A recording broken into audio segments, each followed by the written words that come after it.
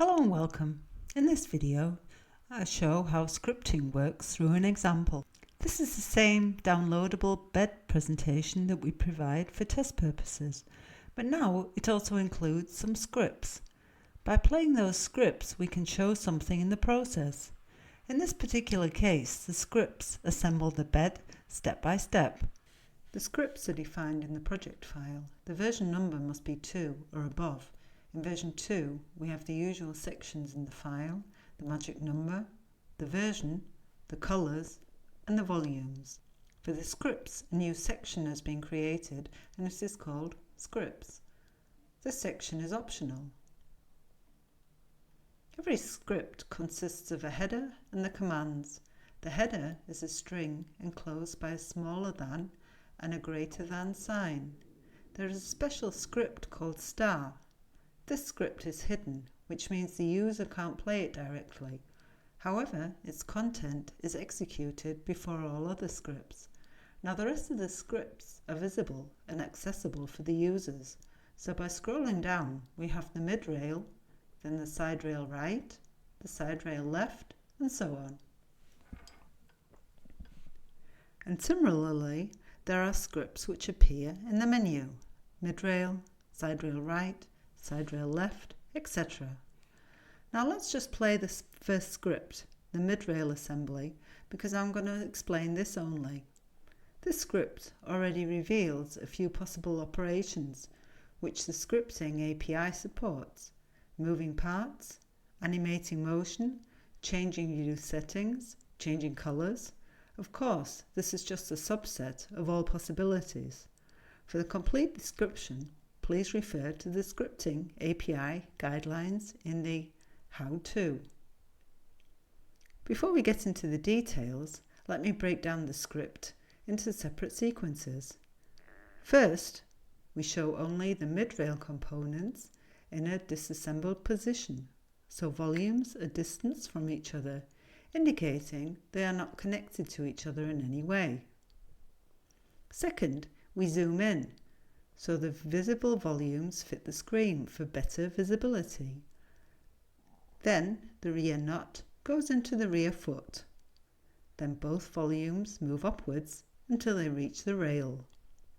Now we screw the rear foot together with the rail using the 2 rear screws. Then we do the same procedure on the front side. When everything has been put together, I show the wireframe and zoom out, so the complete model fits the screen. In this way, the position of the mid-rail is shown in the complete assembly. Finally, by blinking the colour, I'm indicating which sub-assembly has been processed now. I won't go through all steps, but I explain once the selection, the motion, the animated motion, the fit view, the colour blinking, and the animation time controls. As I said before, the hidden script with the name of star will be executed before all others. So first I explain this one and the mid-rail script afterwards. The hidden script is optional. It can be omitted. The first command is the GP.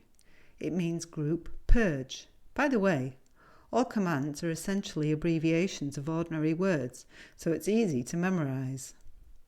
Group purge means it deletes all defined groups, so it cleans up the group database. Therefore, future group definitions start on a blank sheet. A group is 1 or more volumes. The second command is SFV 2026-1. It means select from full by volume IDs from 20 to 26 with the increment of 1.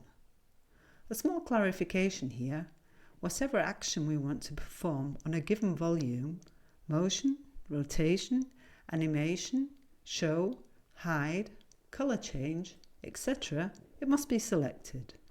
So first we select the volumes of interest. Then the subsequent commands are executed on the selected volumes. The table above shows the selected volumes marked in purple. The third command is SUV22. This means unselect by volume IDs number 22. The next command is SAV 123, 125, 1, meaning select also the volumes between 123 and 125 with the increment of 1. The next command is GC sub 1, which means group create with the name of sub 1. From now on, we have a group of volumes and we can refer to them as sub 1.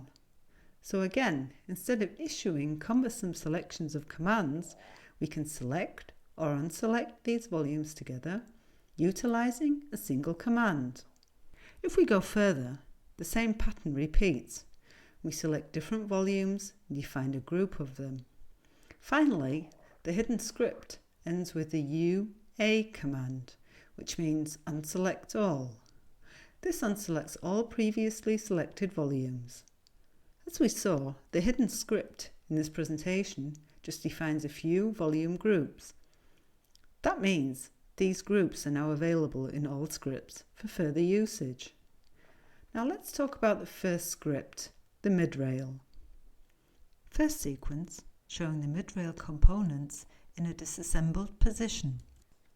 The first command is PR, which means process reset. The process commands control the time-related settings of the animations. For example, the length of animation, the numbers of repetitions, whether the animation goes in one direction or both, the waiting time, etc. By issuing this command, we know the time controls are set back to their default values. They will be there as long as we don't change them.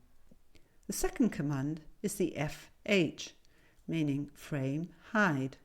This command turns off the wireframe visibility. The third command is DN, meaning display none. Regardless of what is selected, it hides all volumes. The next is SFV 21, 23, 2, meaning select from full by volume IDs from 21 to 23 with an increment of 2. It doesn't matter which volumes were selected prior to this command because the from full selection completely redefines the selection status from scratch. So now we are selecting only the volumes 21 and 23. Note that volume 22 is not selected because the increment was 2. The next command is MT0 minus 100, meaning move, translate, 0 in the X direction, minus 100 in the Y direction, and 0 is the Z direction. This command moves the volumes 21 and 23 by minus 100 in the Y direction. Directions are in the global Cartesian system and lengths are in the model length unit. Then a couple of selection and move commands are repeated. So in the end, we have all volumes in the initial position. Note, these move commands define simple static motions. No animation was involved so far. Now all mid-rail components are selected, and I show them with the DS command. Finally, I issue the VR30 minus 45 0, meaning view, rotate, and the angles around the X, Y, and Z axis in degrees. This changes the viewing angle, so now we see the visible components from an axonometric view. Second sequence, fit to screen. AF 0.91 is our first animation command, meaning animation fit. The first parameter means it fits the screen 90%, and the second parameter controls whether only the visible parts or the whole model should be taken into account. PP1 controls the animation periodic time. In this case, the animation should be completed in 1 second. PW1.2 means we wait 1.2 seconds before we proceed to the next command. Time control in JavaScript is not extremely accurate. If we go down to millisecond level, then we may not finish the animation.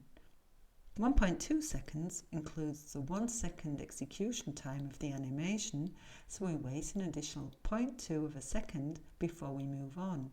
It also creates a short pause between the different sequences, effectively separating them from each other. AT means animation trigger. This command starts the animation. After 1.2 seconds, as we defined with the PW command, the next command will be executed, and this was the second sequence. The third sequence, moving the rear nut into the rear foot. SFV 24 selects the volume 24 only, regardless of the previous selection status. AM-100 0 defines an animation by moving the volume 24 by 100 in a negative X direction. PO1 defines a one-way animation, therefore the motion will be animated only in a forward direction, not backwards. PP 0.8 defines a 0.8 second long time span. PW 1.2 defines a 1.2 second long wait time. Again, it includes the 0.8 second animation time, so we effectively wait 0.4 of a second after the animation is completed. PN1 defines the number of animation loops, 1 in this case. PC0 means the comeback function won't be called, therefore once the animation is finished, the volume won't come back to the original position, which is the status before the animation started. AT again triggers the animation, and this is the end of the third sequence. In the following, a couple of selection and animated motions are defined.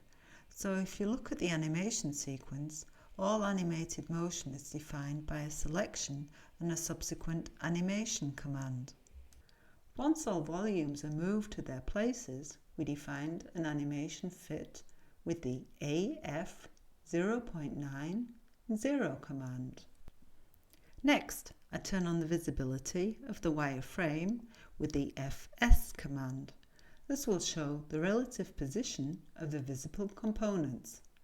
Now issuing the AT command again triggers the animation, so the model fits the screen again. The color blinking sequence.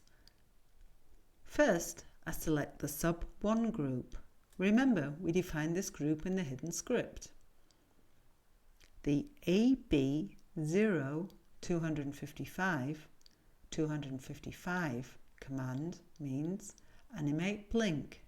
It will suddenly change the color of the selected volumes between its original color and light blue.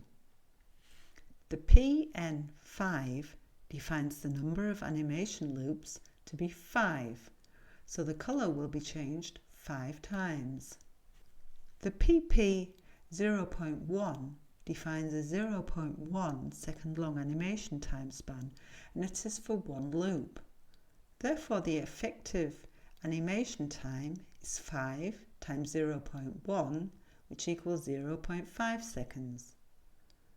The PC1 is the comeback function, so once the color is changed to light blue, it will be changed back to the original color. The PW 1.2 defines a 1.2 second wait time. This includes the half-second animation time, so after the animation is completed, we wait altogether 1.2 minus 0.5, which equals 0.7 seconds. The AT again starts the animation. The CR means color reset, so the color of the selected volume is set back to its original one. Thank you very much for watching, and goodbye.